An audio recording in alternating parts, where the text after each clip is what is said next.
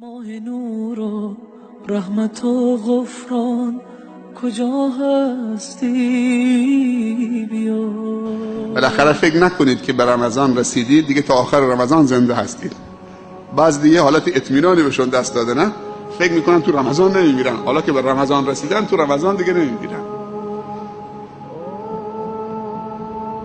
خیلی ها تو رمضان میمیرن، خیلی ها قبل از 27 میمیرن.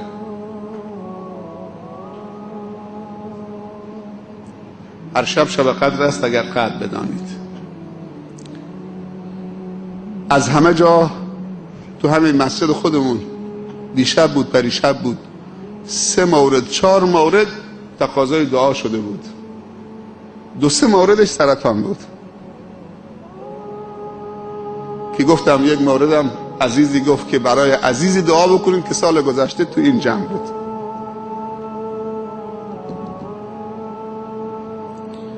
دوستی تعریف میکرد 1 ماه پیش میگفت همشیرم سرطان سینه داشت، بالاخره شیمی درمانی میشد، خیلی افسرده شده بود، خیلی افسرده شده بود تا اینکه خواست خدا بود بعد از چند سال درد و رنج ثبت نام کردیم، حج بود یا عمره، اسمش در آمد. دیگه پوست و استخوان بلند کردیم بردیم اونجا. وقتی خانه خدا رو دید یه حالت ناباوری بهش دست بده، مثل اینکه روح در این خواهر دمیده شد. اون افسردگی رفت، مثل اینکه زنده بشه. امید داشت از خدا که اونجا بمیره، تو مکه یا مدینه، ولی میگه این خواستش برآورد نشد. اعمال عمرش رو انجام داد، برگشت تو شهرشون فوت کرد. همین تقریبا 20 روز پیش، 1 ماه پیش. یو خیلی خوشحال بود که هم خانه خدا میبینه، هم امید داشت که اونجا بمیره. پیامبر صلی الله علیه و سلم میفرمایند من استطاع منکم ان یموت بالمدینه فلیفعل.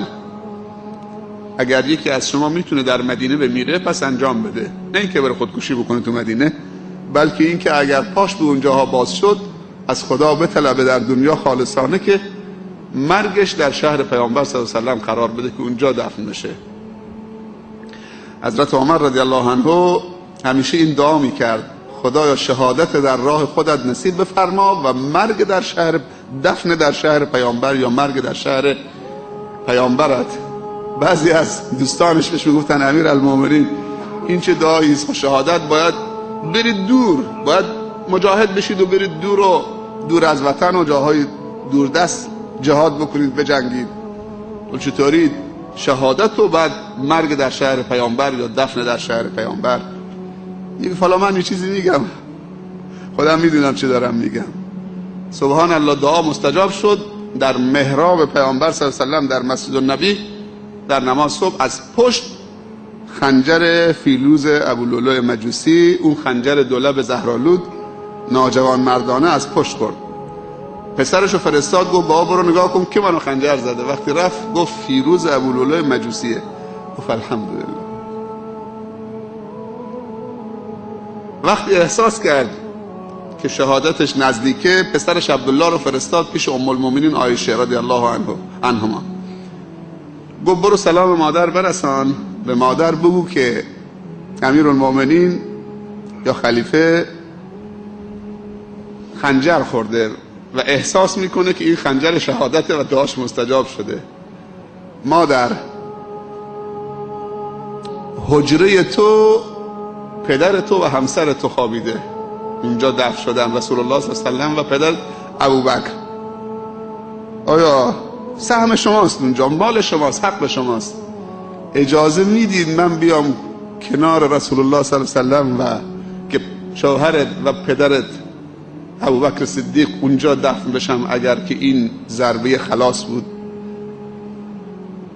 ام المؤمنین عایشه رضی الله عنهما به عبدالله پسرش گفت که برو سلام بابا رو برسون، بگو که ام المؤمنین از حقش تنازل کرده و اجازه میده که شما اگر که این ضربه خلاص کننده شد بیاید در کنار رسول الله صلی الله علیه و و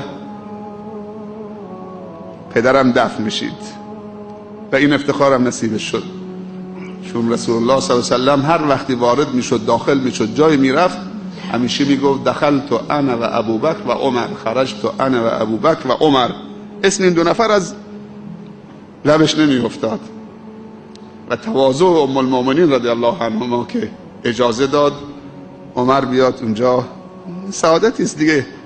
کسی بالاخره هر کسی خدمت جانانه به اسلام کرد خاتمه به خیر خواهد شد.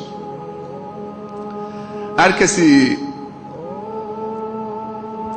حلال و حرام خدا رو در نظر گرفت، خیرخواه امت اسلامی شد، دلسوز شد، پاک و طاهر شد، دنبال شر نبود، جز خیرخواهی برای امت محمد چیز دیگر نداشت، بالاخره اینا عوامل خاتمه به خیری شدنه. و همه ما دوست داریم که آبرومند بمیریم، همطور که آبرومند زندگی بکنیم، خودمون و اولادمون و متعلقین و متعلقاتمون.